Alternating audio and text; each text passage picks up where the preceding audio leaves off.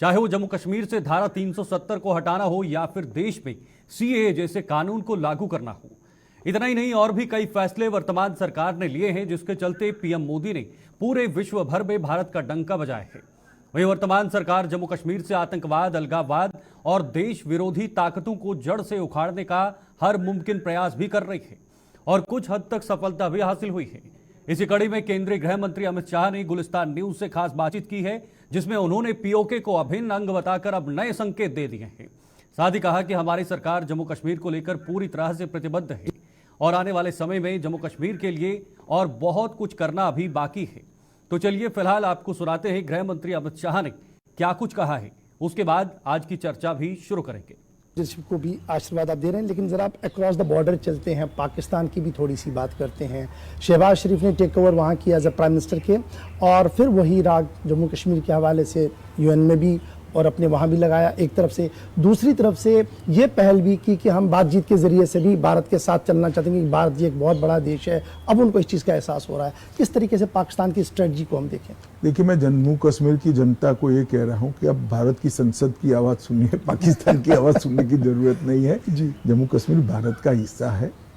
जम्मू कश्मीर का भविष्य भारत के साथ जुड़ा है और हमारे बच्चों ने भारत की संसद की आवाज़ सुननी चाहिए। उनको जवाब देने वाले देंगे।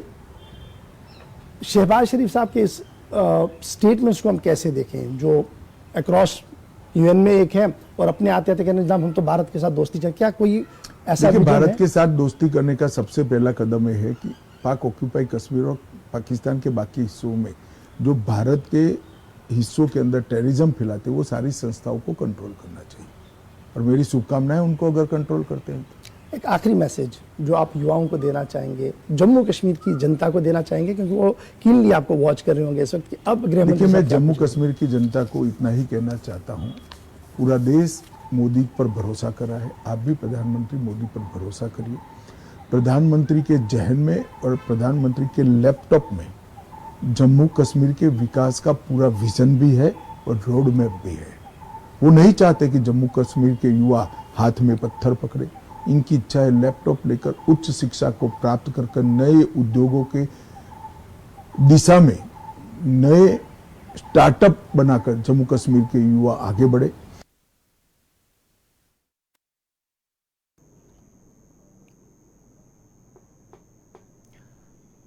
तो आपने देखा किस तरह से अमित शाह ने कहा, साफ तौर पर कहा कि अब जम्मू कश्मीर को शांति की तरफ लेना है और पहले ही धारा 370 हटने के बाद यहां पर कई सारे बदलाव हुए हैं और अब पीओके की बारी भी बहुत जल्दी हो सकती है। फिलहाल सीधे हमारे पैनलिस्ट आज जुड़ चुके हैं। पवन गोयल हमारे साथ इस वक्त बीजेपी नेता बने हुए हैं और साथ ही साथ सुंदरम पाठक जी हैं, कांग्रेस प्रवक्ता हैं, वो भी हमारे साथ जुड़ गए हैं और ग्रुप कैप्टन यूके देवनाथ जी हैं, डिफेंस विशेषज्ञ हैं, वो भी हमारे साथ इस वक्त इस खास चर्चा में हमारे साथ जुड़ गए हैं। और सीधे पहले रुक करना चाहेंगे ग्रुप कैप्टन यूके देवनाथ जी का, जो डिफेंस विशेषज्ञ हैं, उनसे मैं आज चर्चा की शुरुआत करूंगा।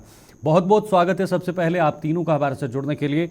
देवनाथ जी, आपसे शुरुआत करना चाहूंगा क्योंकि सबसे पहले यही जानने की हमें रहेगी कि आखिर अमित शाह, गृह मंत्री अमित शाह का जो ये बयान है, ये वास्तव में क्या मायने रखता है? क्या वाकई में आने वाले समय में हम जम्मू कश्मीर को और भी बेहतर बना सकते हैं? खास तौर पर पीओके के जो मुद्दा है, जो लगातार पिछले कई दशकों से बना हुआ है, कई सालों से बना हुआ है, क्या उस पर भी समाधान होने की तस्वीर जो है वो साफ हो सकती है? देवनाथ जी। जी हाँ शीतल जी, मेरे ख्याल से ये बहुत ही पॉजिटिव डेवलपमेंट है। गृह मंत्री अमित शाह जी ने जो ये बयान दिया है, इसका बहुत बड़ा मायने ये है कि अब भारत जानता है कि कश्मीर में जो स्थिति है वो सामान्यता की ओर बढ़ चुकी है। वो दिन गए जब पाकिस्तान स्पॉन्सर्ड टेररिस्ट कश्मीर में एक अराजकता का माहौल पैदा करने में सफल होते थे। अभी जो अमित शाह जी ने बताया, और अगर आप खुद भी कश्मीर में जाएंगे आप देखेंगे कि वहां पर आम आदमी कश्मीर का जो है वो भारत के साथ घुल मिल कर रहना चाहता है। तो शायद ऐसा समय आ गया है कि हम कश्मीर के लोगों को एक मौका दें कि वो अपना एडमिनिस्ट्रेशन खुद चलाएं। तो इसके लिए बहुत जरूरी है कि वहां जल्दी से जल्दी चुनाव किए जाएं। भारत सरकार ने ऐसी मंशा जाहिर की है कि सितंबर तक कश्मीर में चुनाव करा दिए जाएंगे।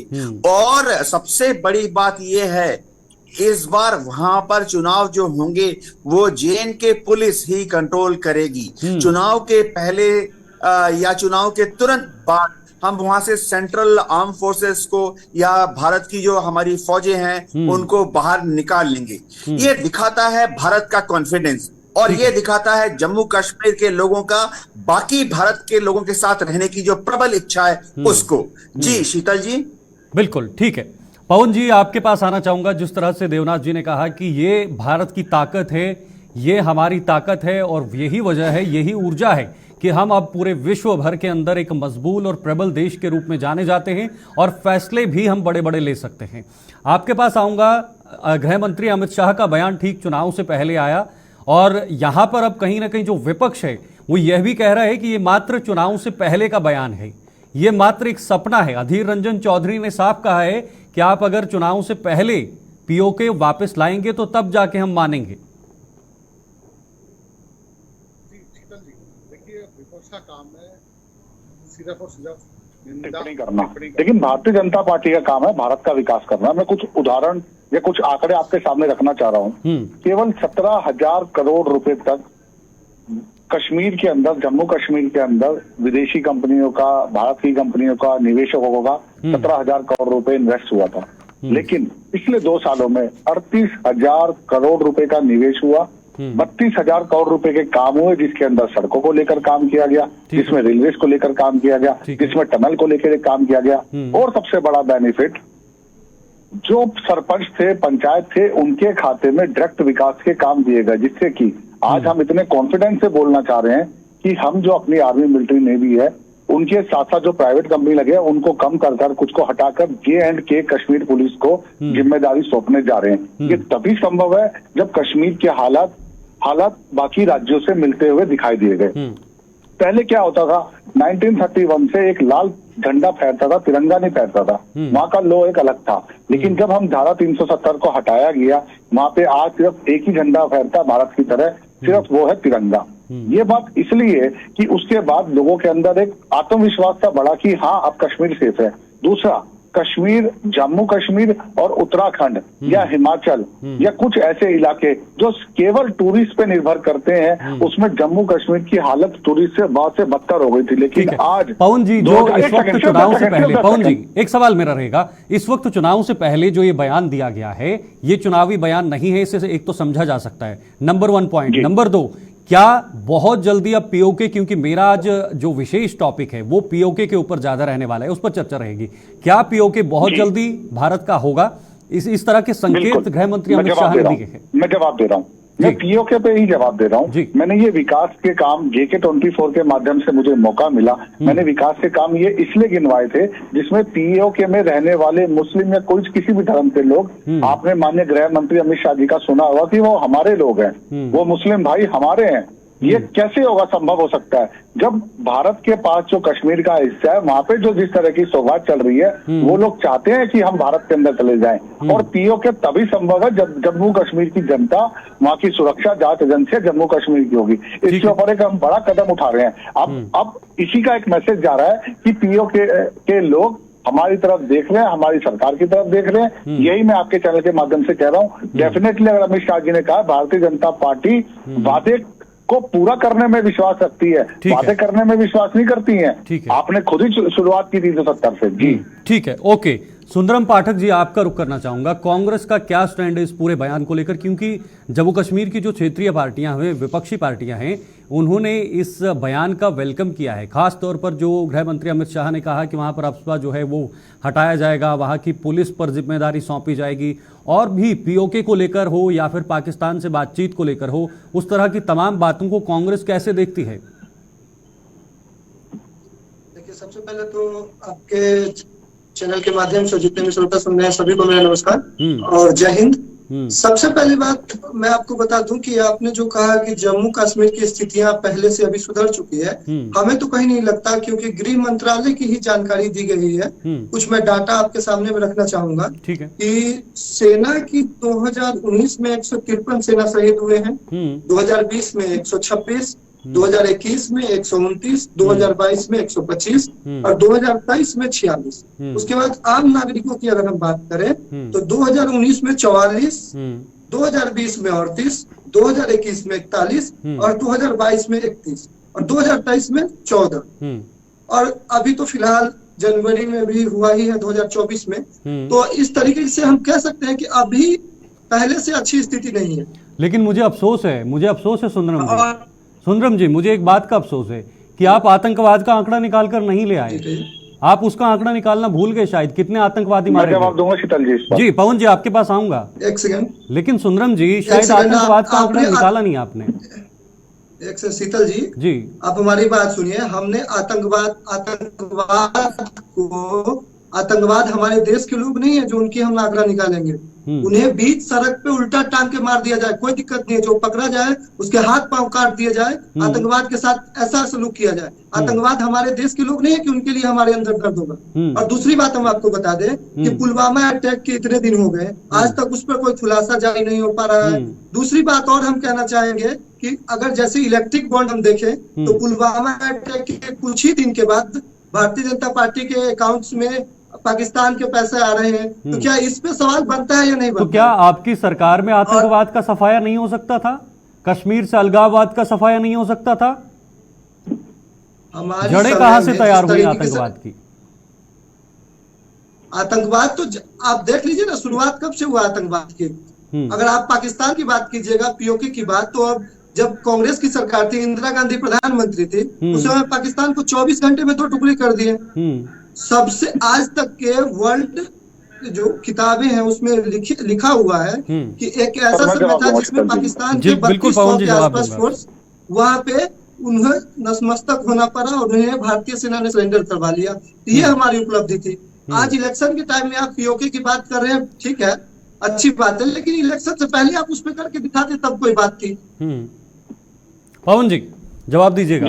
जी हाँ, मैं ये कह रहा हूँ पाठक जी ने आंकड़े लाए, मैं इनका स्वागत करता हूँ। लेकिन कुछ आंकड़े मैं ये रखना चाहता हूँ। 1992 से लेके 2002 तक 10 सालों के अंदर जब कांग्रेस का पूरे देश के अंदर राज था, 74,000 कश्मीर में आतंकवादी घटनाएं हुई। 2002 से लेकर 2012 तक 43,000 आतंकवादी घटनाएं हुई। 2013 से लेके 2023 तक वो आंकड़ा 11,000 घटकर रह गया। ये तो थे आंकड़े।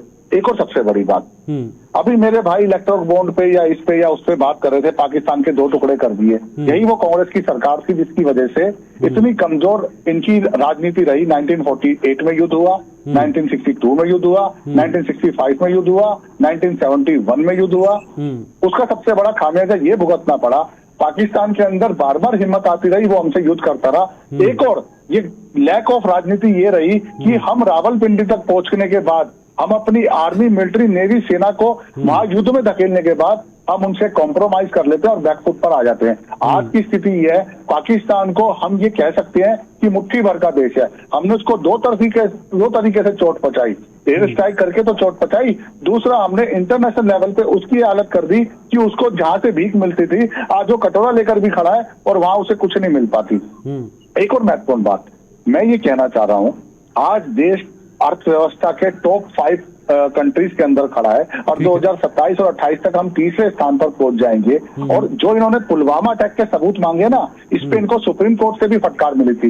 इन्होंने सबूत भारतीय सरकार से नहीं मांगे, इन्होंने आर्मी, मिलिट्री और नेवी से सबूत मांगे, जिन्होंने पुलवामा अटैक का मुंह तोड़ जवाब देकर बदला दिया था।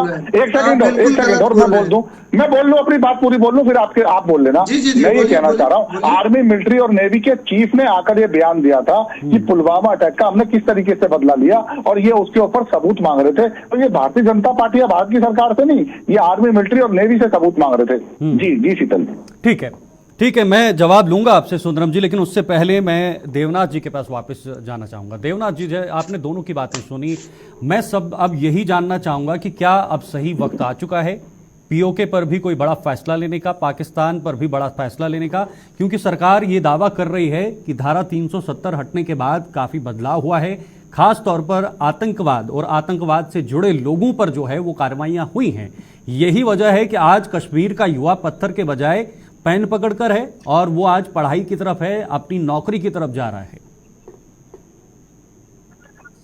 जी हाँ शीतल जी, अगर आप कश्मीर में जाएंगे तो आप देखेंगे कि पिछले कुछ सालों में ऑन ग्राउंड सिचुएशन एकदम बदल गई है। सबसे बड़ी बात है कि अब कश्मीर में जैसे 26 जनवरी का त्योहार है, 15 अगस्त का त्योहार है, आप अगर वहां जाएंगे तो आप देखेंगे कि वहां के जो युवा हैं, लोकल पॉपुलेशन है, वो भी उनको ज्वाइन करती है। कई ऐसे मंदिर थे जो कि कई सालों से बंद थे, लेकिन अब टूरिज्म के चलते हुए उन मंदिरों को दोबारा से खोल दिया गया है। और जो मंदिर कमिटीज हैं वो इतनी खुश हैं क्योंकि लोकल पॉपुलेशन भी आकर मंदिर कमिटीज को उन बंद मंदिरों को खोलकर दोबारा से प्राण प्रतिष्ठा करके साफ सुथरा सफाई करके मंदिरों को चालू करने में मदद कर रही है। एक और चीज जो हो गई है कि आर्म फोर्सेस की जब दरकार वहां पर अब सिर्फ सुपरविजन के लिए होती है। एक समय ऐसा था कि जब सुबह सुबह ही जो सीएपीएफ है, जैसे बीएसएफ है, सीआरपीएफ है या आर्मी है, उनको सुबह सुबह जाके ही गश्त करके ये सुनिश्चित करना होता था कि सिचुएशन अंडर कंट्रोल है। लेकिन अब ऐसी हालत आ गई है कि फौज जो है पृष्ठभूमि में रहती है। और तो और सीआरपीएफ की जो पोस्ट है वो भी श्रीनगर में कुछ जगह जो पीछे हटा ली गई है, क्योंकि आम जनता सुबह सुबह काम के लिए निकलती है, हथियार लेकर हाथ पर नहीं निकलती आम जनता। बच्चे जो वहां के हैं वो पत्थर लेकर नहीं निकलते सुबह सुबह, वो कॉलेज जाने के लिए, स्कूल जाने के लिए और अपने अपने ऑफिस जाने के लिए जाते हैं।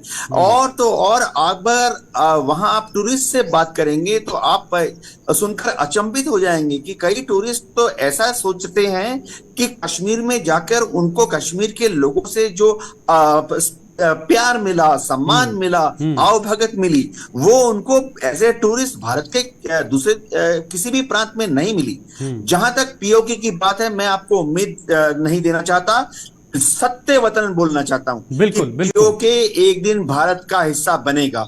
और क्यों बनेगा? पक्का बनेगा। क्या ये बहुत जल्दी हो सकता है या हमारा सही समय आ गया है? भारत उस स्थिति में है कि वो पीओके को वापस लाएगा, अपनी तरफ लेकर आएगा, जो पाकिस्तान के पास अभी ऑक्युपाइड है? क्या ये सही समय है? क्योंकि आपने एक बहुत बड़ी बात कही है देवनाथ जी। शीतल जी, अगर हाँ देखिए, मैं इस सवाल का जवाब थोड़ा दो हिस्सों में दूंगा। एक पहला हिस्सा है कि भारत की फौज के पास और भारत सरकार के पास आज वो पॉलिटिकल विल पावर है कि अगर हम चाहें तो पीओके को किसी भी वक्त भारत के साथ हमारी फौजी ताकत का इस्तेमाल करते हुए विलय कर सकते हैं। लेकिन फिलहाल भारत ऐसा नहीं करना चाहता। भारत इतनी बड़ी डेमोक्रेसी है, हम दुनिया में डेमोक्रेसी की मिसाल कायम करना चाहते हैं कि हम जहां भी जो करते हैं वहां के लोगों के इच्छा अनुसार करते हैं। तो आप देखिए, भारत सबसे पहले जो पाक ऑक्युपाइड कश्मीर है वहां के लोगों को हम दिखाना चाहते हैं कि आप भारत के कश्मीर में देखिए वहां कितनी प्रगति हो रही है। तो मतलब हमें जब तक नहीं बातचीत होगी, 10 से ज्यादा देवनाथ जी, जब तक नहीं बातचीत होगी, बातचीत के बिना ये मामला हल नहीं होगा।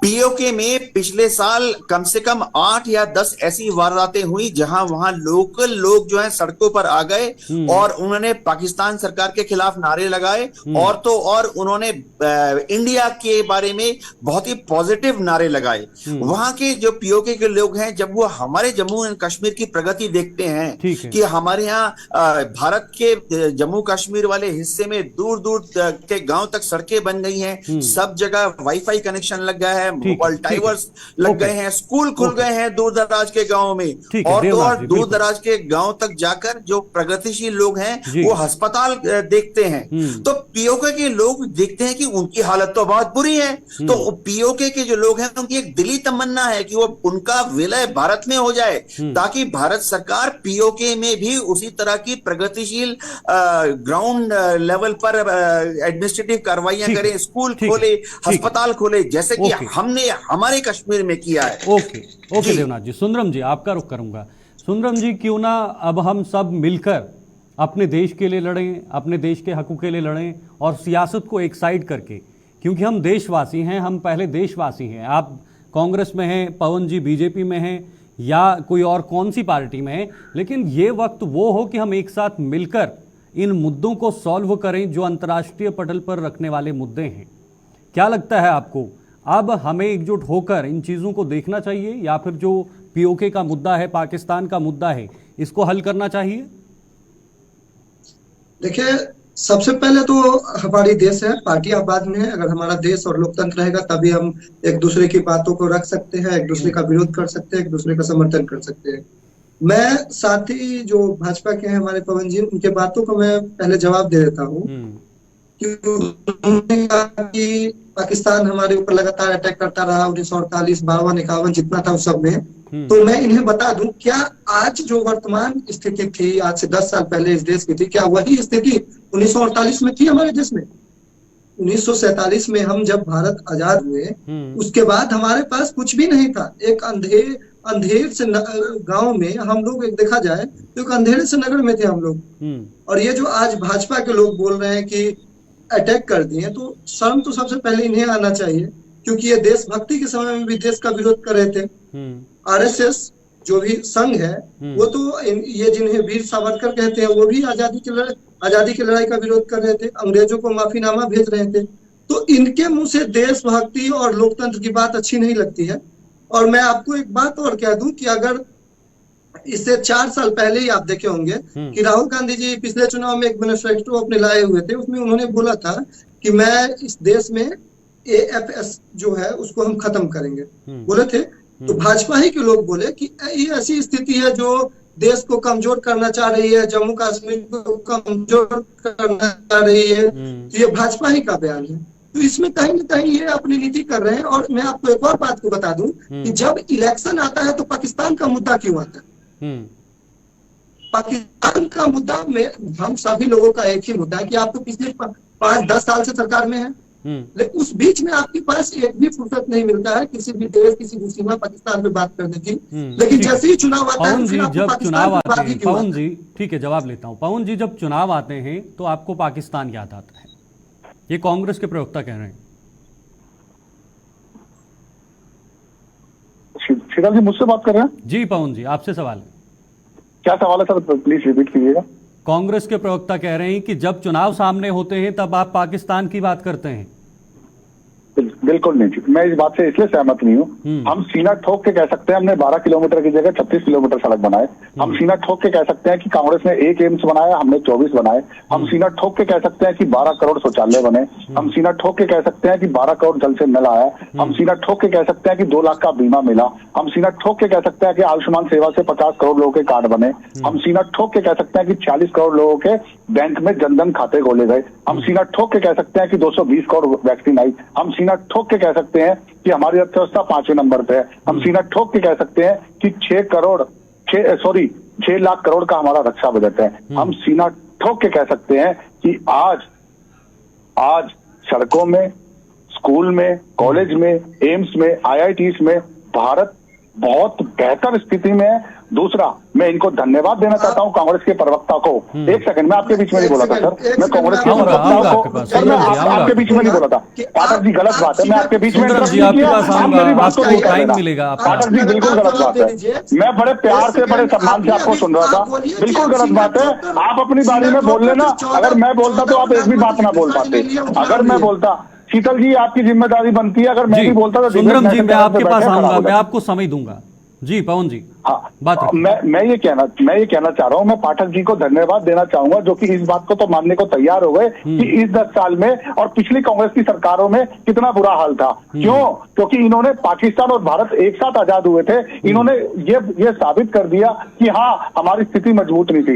एक मुट्ठी भर का देश, और आप हमें शहीद भगत सिंह का पाठ पढ़ा रहे हो। आप हमें पाठ ना पढ़ाओ, हमें वीर सावरकर जी का पाठ ना पढ़ाओ। हमारे बुजुर्ग, हमारे पूर्वज, हमारे देश के लोग थे जो इस देश को आजाद कराने में, आपको तो ये भी नहीं पता होगा 7,32,000 लोगों के शहीद होने की वजह से देश को आजादी मिली थी। वो हम सबके पूर्वज थे, कोई कांग्रेस का ठप्पा नहीं लगा हुआ था उनके ऊपर। तो ये क्रेडिट ना लें तो ज्यादा बेहतर होगा। जी शीतल जी, नाम आप गिना दीजिए आजादी की लड़ाई में। मैं तो हमारे पूर्वज कह रहा हूँ, मैं तो हमारे पूर्वज कह रहा हूँ, ये मैं तो हमारे पूर्वज कह रहा हूँ। सुंदरम जी, आपका कहने का मतलब है कि आप 10 नेताओं का नाम गिनवा दीजिए।